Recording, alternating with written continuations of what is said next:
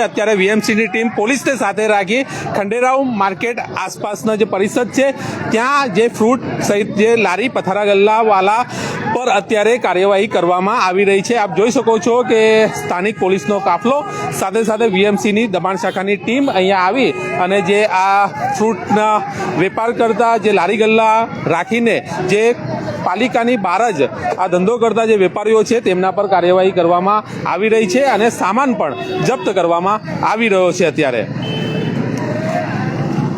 અત્યારે આપ જોઈ શકો છો ખંડેરાવ માર્કેટ પાસેના જે દ્રશ્યો છે અને તેમાં અત્યારે સ્થાનિક પોલીસને સાથે રાખીને વીએમસીની દબાણ શાખાની ટીમ આ કાર્યવાહી કરવામાં આવી રહી છે।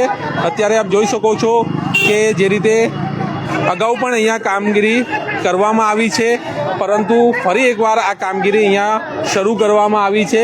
રસ્તા પર જ આ રીતે વેપાર કરતા જે પથારાવાલાઓ છે લારી ગલ્લાવાલાઓ છે તેના પણ આ કાર્યવાહી કરવામાં આવી રહી છે। સ્થાનિક નવાપુરા પોલીસનો સ્ટાફ પણ અહીંયા ઉપસ્થિત છે અને આ કાર્યવાહી કરાઈ રહી છે। દર વખતે આ પ્રકારની કાર્યવાહી કરવામાં આવતી હોય છે પરંતુ ફરી એકવાર આ પ્રકારની કાર્યવાહી કરવામાં આવી છે અને ફરી આ દબાણો અહીંયા લાગી પણ જતા હોય છે। આપ જોઈ શકો છો કે દબાણ શાખાની જે ગાડીઓ પણ છે તે પણ અહીંયા પહોંચી છે અને અત્યારે જે સામાન છે તે પણ જપ્ત કરવામાં આવી રહ્યો છે।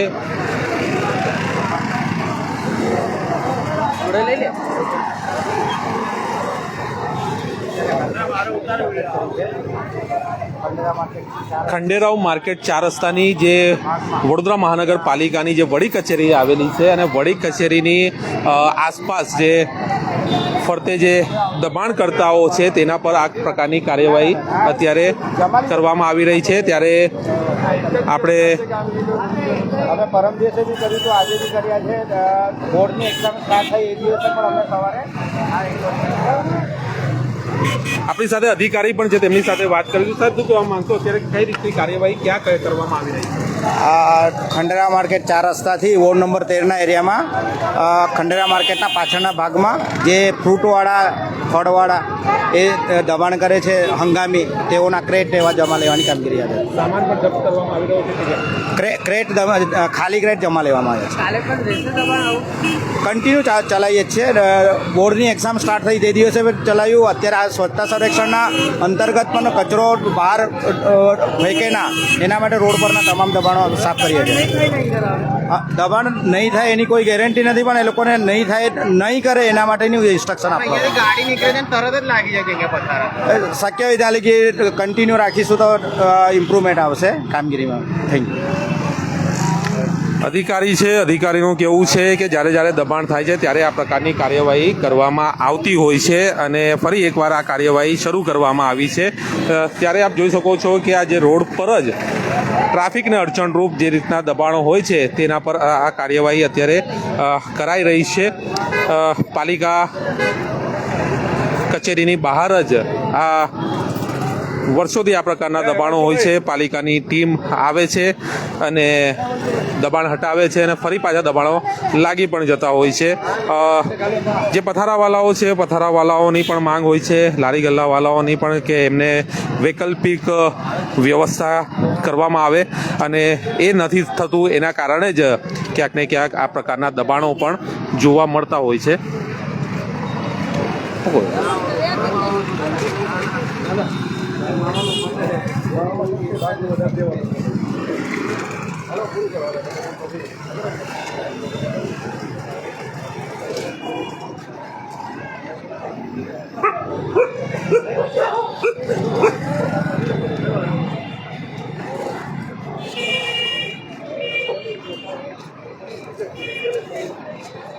અત્યારે જે રીતે પાલિકાની ટીમ પોલીસ પ્રશાસનને સાથે રાખીને નીકળી છે ત્યારે રોજે રોજ જોવા મળતી જે લારીઓ છે ક્યાંક ને ક્યાંક અત્યારે જોવા નથી મળી રહી।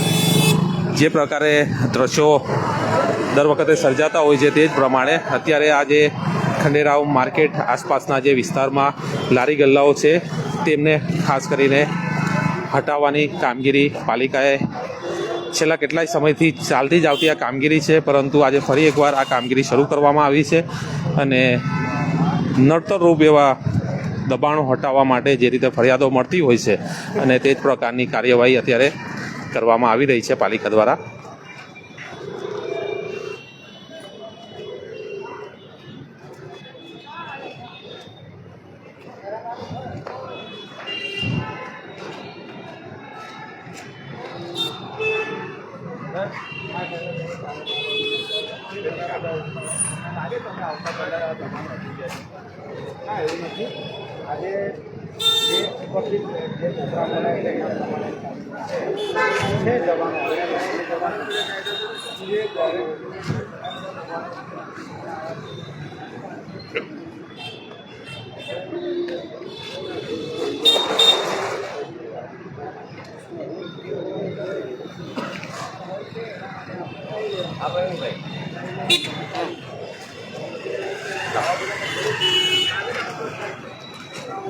દર્શક મિત્રો, જે રીતે બનતું હોય છે એ પ્રમાણે જ વડોદરા મહાનગરપાલિકાની દબાણ શાખાની ટીમ પોલીસ પ્રશાસન સાથે નીકળતી હોય છે, પરંતુ દર વખતે જે દ્રશ્યો જોવા મળતા હોય છે તે દ્રશ્યો ફરી એકવાર જોવા મળી રહ્યા છે.